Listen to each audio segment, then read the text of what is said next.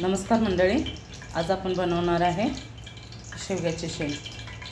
त्याची रस्सा भाजी बनवायची आहे आज आपल्याला. चला, हे मी बॉईल करून घेतलेले आहे, छानपैकी शिजले बघून. आता आपण चला रेसिपीला सुरुवात करूया. पॅनमध्ये तेल घेतलं आहे. तेलामध्ये आता आपल्याला ना थोडंसं मोहरी,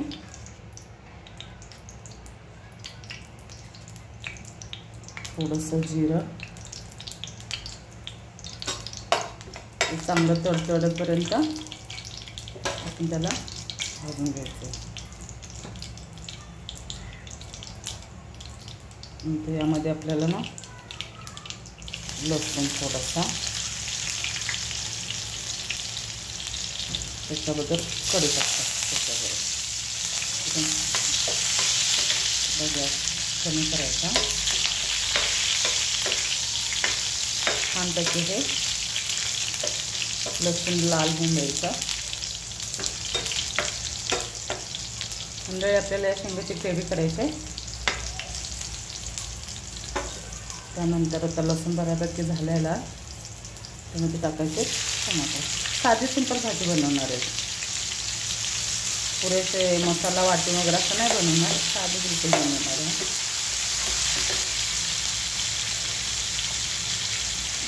नंतर जातो त्यामध्ये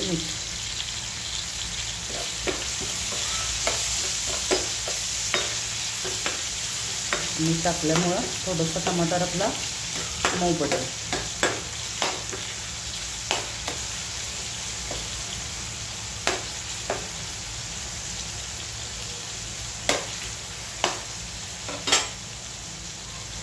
त्यामध्ये आपल्याला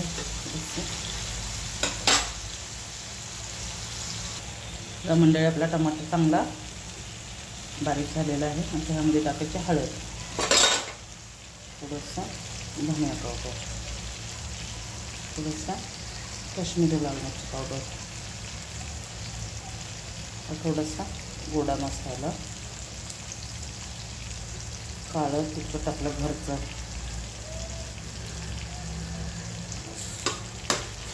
चांगलं आपण परतून घ्यायचं आहे.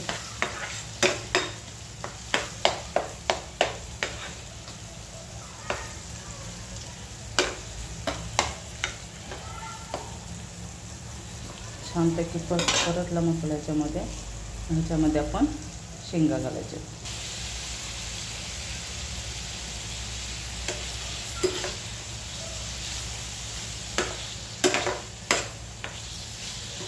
शेंगा छानपैकी परतलं.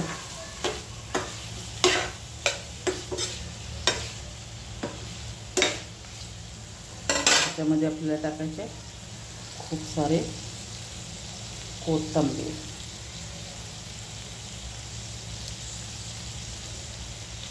आणि वरती दाण्याचा कूट आपल्याला टाकायचा.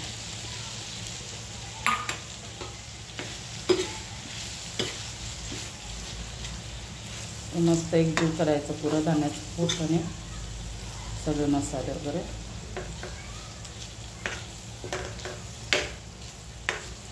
जास्त नाही आलं कारण का पहिलेच आपल्याला बॉईल केलेले आहे शेंगा.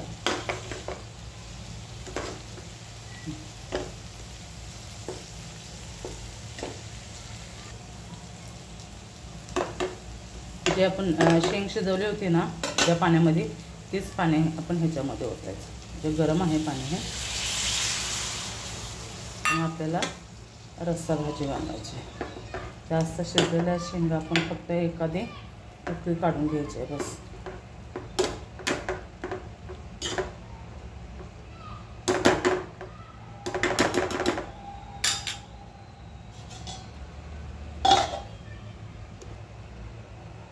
बघूया आता आपण मंडळी.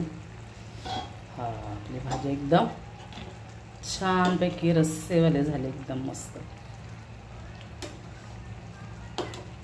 थोडासा रस्सा बनवलेला आहे.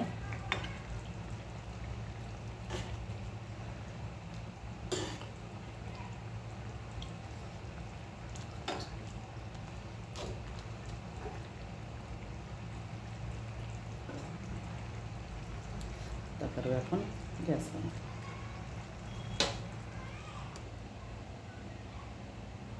मंडळी, ही आपली शेवग्याच्या शेंगाची भाजी आहे. हे आपण चपातीवर खाऊ शकतो, आपण राईसवर खाऊ शकतो, आपण भाकरीवर पण खाऊ शकतो. खूप छान लागते. तर मंडळी, भेटूया अशा खूप छान छान व्हिडिओमध्ये. तोपर्यंत श्री स्वामी समर्थ.